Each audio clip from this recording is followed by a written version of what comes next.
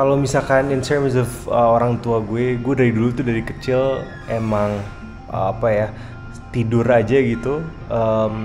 Gue sampai SMP itu literally selalu sama orang tua gitu loh. Kayak kita tuh keluarga gue dibikin kayak apa ya kayak kasurnya tuh dijejer dua di satu kamar, terus gue dan kakak gue dan ibu bapak gue itu kayak tidurnya bareng. Jadi itu kayaknya emang membuat bonding gue dan orang tua gue jadi lebih kuat lagi sih gitu. Kalau dari sisi gue sih kayak gue paling deket banget sama ibu gue. Kayak I think my bond with my mother itu kayak it's like nggak bisa dipungkiri bahwa emang gue paling deket sama ibu gue. Dan I think my dad was always working karena bokap gue tuh kan seorang diplomat. Jadi emang every day he wakes up in the morning, he goes to the office, and then he goes home at like 7 or 8. Dan emang dedikasi tinggi untuk Kementerian Luar Negeri. Nah, there's only me, my brother, and my mom. Jadi yang ngurusin gue bener-bener dari kecil itu my mom gitu. And I think my dad is kind of like the highest hierarchy gitu. Jadi gue emang sama kakak gue dan ibu gue tuh kayak three musketeers because we've been to places like we've been to Canberra, terus kayak ke London, New York, Brussels, and Geneva, Switzerland. Jadi kita tuh benar-benar selalu bertigaan apapun itu, mau itu shopping, mau itu belanja bulanan, mau itu walking streets. We were always it was always the three of us gitu. And my dad was always around for like the weekends and like the holidays, but in terms of bond, I think I have the biggest bond with my mom gitu sih. But like I love both so much. Gue sering on the weekends gitu, like my dad usually goes to like ngajak gue untuk pergi kayak Six Flags or like pergi-pergi untuk kayak rekreasi. Dan I think my dad was always that type of person that loves to like spoil me in terms of like oh weekend ini bapak janji mau beliin misalkan TV atau apa. It was always, I think his love language was always gifting his sons gitu sih. And but I have a lot of memories, you know. We have gue sama ayah gue tuh sering have conversations that is formal. And gue selalu menganggap ayah gue tuh hierarki paling tinggi. Jadi like I always respect him. There's always that sense of respect. But in terms of like, I think me and my dad bukan yang kayak lovey-dovey and hugs and like kisses or anything. It wasn't like that. But I think me and my dad, we have this bond in terms of respect. I have so much respect for my dad in terms of like him being the hierarki paling tinggi. But pas gue punya anak, gue pingin lebih punya bond yang lebih kuat lagi in terms of like, gue akan selalu ada if you really need me. Like I want to have conversations with you. I want to know what you're doing. I want to know a lot of things because karena ayah gue itu selalu bekerja gitu, and it was always a 9 to like from morning to night thing gitu. And I know in terms of his work field gitu, dia seorang diplomat, jadi emang his workload, work stress, hassles itu banyak banget. Jadi dari dulu memang gue selalu terlatih untuk memaklumi pekerjaan ayah gue. It doesn't mean I don't love him, but gue selalu memaklumi bahwa me and my dad wasn't always that lovey-dovey type. Nah, gue selalu semenjak gue punya anak, gue pengen in a way jadi antitesisnya my dad. I want to give my son that emotional bond. I want to like call him. I want to, what are you doing? What do you want to do? Because I mean, gue sekarang ada di karakter sekarang. My dad was always that hard type yang emang ngajarin anaknya that hard. Like if you want to be something, you gotta chase it. You gotta be the best. Gue semenjak punya anak, I wanted to be like the antithesis of like my dad. Gue pingin be there for him 24/7, ask him. And you know, my dad was always a hard type of dad. You know, dia selalu ngasih gue ajaran yang keras gitu, kayak if you wanna be something you gotta be the best, you gotta work hard. And sometimes jadi ada di psikologis gue bahwa kayak oh berarti it was always hard for me, dan jadi gue kepingin beda sama anak gue. I want pokoknya to give my son the best emotional bond that he can have. Like gue sekarang tuh kayak at this point dimana kayak lagi suka beranteman sama anak gue.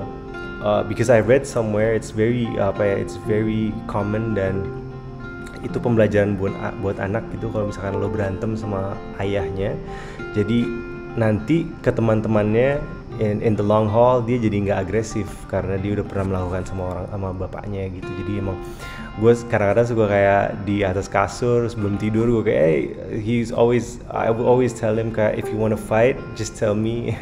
you can bash me, you can punch me, anything you wanna do.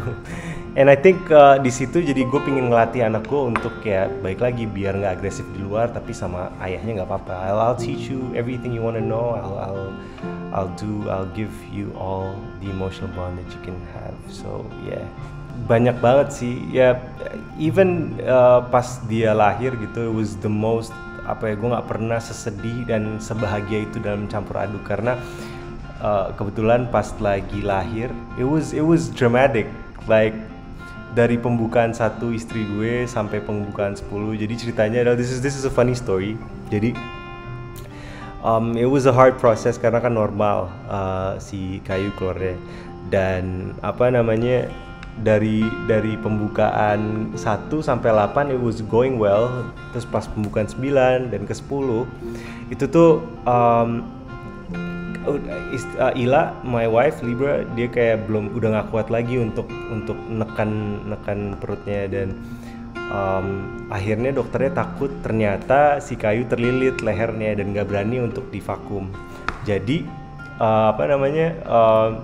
he had to go untuk disesar. Jadi pas dia udah pindah ke ruang sesar, pingin disesar, ternyata brojolnya di ruangan sesar gitu, jadi normal di sesar. It was dramatic, like literally dramatic. Dan ada momen-momen dimana gue soalnya ada di sebelah istri gue terus pas lagi emang persalinan gitu, dan it was super duper emotional. Dan gue ada di pembukaan 8 gitu, I was actually crying because my wife was crying. And sebenarnya gue di situ agak salah karena gue sebagai suami harusnya mengkuatkan, tapi I couldn't bear to see my wife kesakitan gitu. Jadi it was really really tough for me. Tapi pas lagi keluar I was never that happy, like looking at your son kayak bener-bener. Terus gue azanin, terus gue ngelihat dia pertama kali. It was one of the most happiest time in my life. And yeah man, gue tuh sekarang kalau ngelihat anak gue, it's kind of looking at like he always makes me happy every time I go home.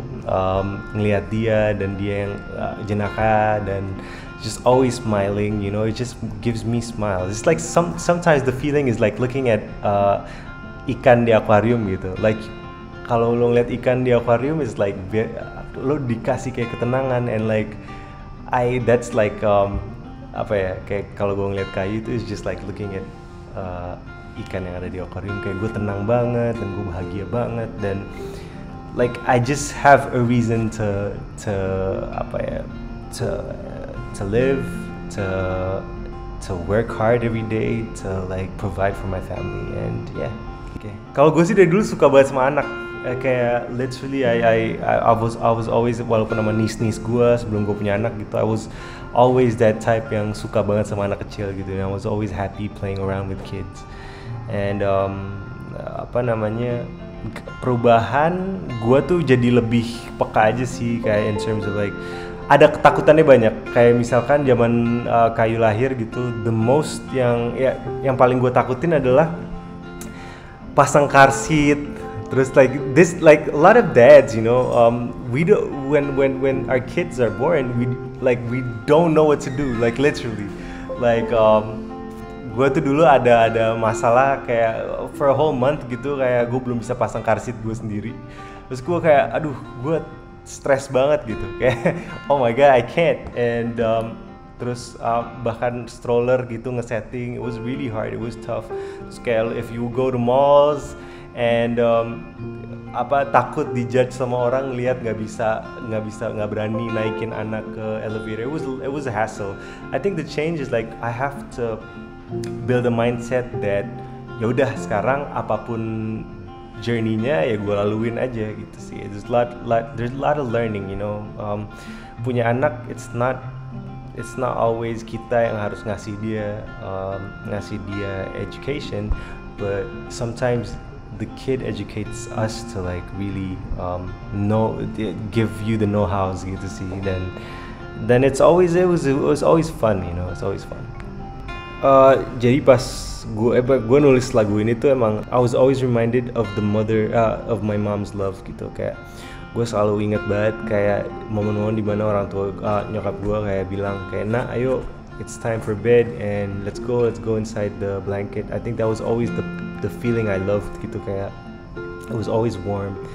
And nowadays I have a family, so I go at night, I have my wife and kid and dan gue bikin lagu itu ada kayak janji gue kepada orang-orang gue tersayang bahwa I'm always gonna keep you warm just like warm sheets, just like a blanket gitu. Jadi emang I think this is one of the most purest form of love yang pernah gue tulis, dan I'm super happy with the sound, with the lyrics, with the melodies. It's just one whole package of just giving you warm love gitu. And nggak dipungkiri juga kayak lagu ini tuh emang literally my way of saying I'm gonna give everything for the closest people gitu, kayak my family, my mom and dad, my acquaintances, my friends, everybody that's closest to me, I'm gonna give them the most warmest love possible gitu sih. And then I think the process, I am like at the happiest stage of my life gitu, kayak I've never been this happy learning, this happy making music, making lyrics, writing, and I've never been this free and this happy. So I think ini juga salah satu contoh kebahagiaan gue, dan lagi-lagi contoh gue untuk kayak memberikan the warmest love I can give. So yeah.